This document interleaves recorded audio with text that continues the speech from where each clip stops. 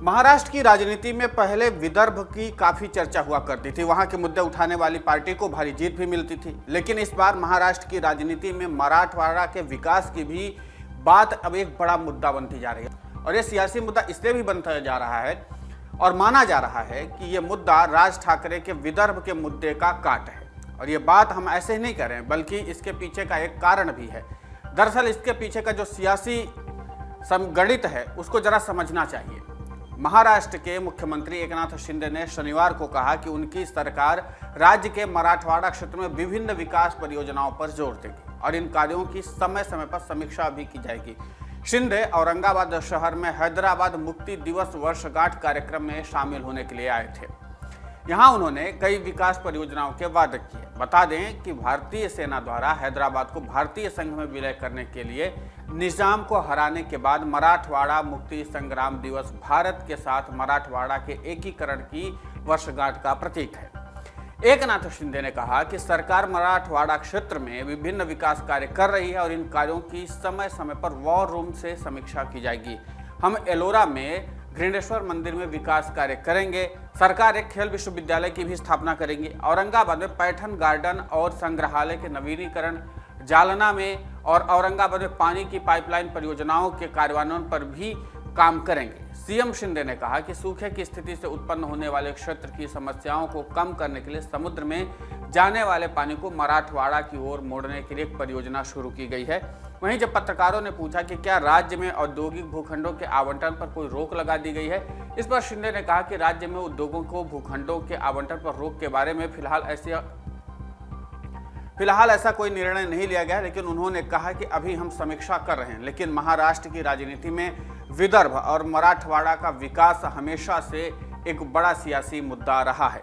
लेकिन विदर्भ के मुद्दे पर राज ठाकरे ने पहले से ही कब्जा कर लिया। ऐसे में एकनाथ शिंदे विकास परियोजनाओं के जरिए जनता को अपनी ओर खींचने की कोशिश तो जरूर कर रहे हैं, लेकिन चुनौती यहाँ पर यह भी है कि जहां एकनाथ शिंदे विकास परियोजनाओं के जरिए अपने जनाधार को मजबूत करने की कोशिश कर रहे हैं, वहीं राज ठाकरे भी सभी सत्ता में रह चुकी राजनीतिक पार्टियों को घेरने की पूरी कोशिश करेंगे। यानी इस बार की सियासी लड़ाई में हर वो मुद्दा उठने वाला है जिसके जरिए राजनीतिक पार्टियों सत्ता में आई हैं या सत्ता में आई थी। जैसे कि पहले महाविकास अघाड़ी सरकार थी तो उस समय भी सभी राजनीतिक पार्टियों ने मराठवाड़ा के विकास के और विदर्भ के विकास की बात की थी। इससे पहले जो देवेंद्र फडणवीस नित बीजेपी की सरकार, बीजेपी और शिवसेना की सरकार थी, उस समय भी जब देवेंद्र फडणवीस मुख्यमंत्री थे तो उस समय उन्होंने विदर्भ के मुद्दे को बहुत प्राथमिकता से उठाया था और उन्होंने कहा था कि गरीब किसानों को लेकर के यह सरकार संवेदनशील है। लेकिन उसके बावजूद विदर्भ में किसानों की आत्महत्या का मामला कभी थमा नहीं था।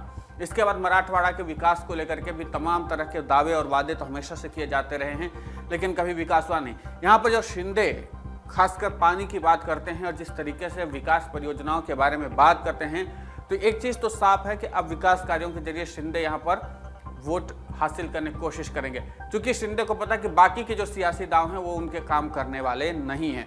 यहाँ पर राज ठाकरे पैठ जमाए बैठे हुए हैं। राज ठाकरे बहुत पहले से औरंगाबाद, नासिक हो, नागपुर हो, फिर इसके बाद तमाम ऐसे क्षेत्र जो हों, लगातार विदर्भ हो, उन जगहों पे जाकर के लगातार काम कर रहे हैं। तो इस बार जो राज ठाकरे हैं वो जैसे ही शिवसेना बैकफुट पर आए उसके बाद वो तुरंत सक्रिय हो गए और न सिर्फ सक्रिय हुए, उसके बाद वो अब ग्राउंड जीरो पर जाकर के काम कर रहे हैं। पहली बार है कि राज ठाकरे इस तरीके से 3-3, 4-4 शहरों का एक साथ दौरा कर रहे हैं, मतलब एक ही हफ्ते के अंदर में दौरा कर रहे हैं। ऐसे में एकनाथ शिंदे ने एक बड़ा पांसा फेंका है कि विकास कार्यों के जरिए कम से कम औरंगाबाद से लेकर के तमाम जगहों पे थोड़ा सा जनता को अपने साथ एकजुट किया जाए। लेकिन विकास कार्यों पर जनता विश्वास कर पाती या नहीं, क्योंकि ये विश्वास का सवाल इसलिए उठ रहा है क्योंकि हर राजनीतिक दल की पार्टी के नेता यहाँ पर पहुँचते रहे और हमेशा से पहुँचते रहे। कोई आज से नहीं बल्कि दशकों पुराना मुद्दा इसका है और इसके जरिए न जाने कितने मुख्यमंत्री बने, कितने लोग नेता बन गए, कितने लोग यहाँ से मंत्री बने, विधायक बने, सांसद भी बने।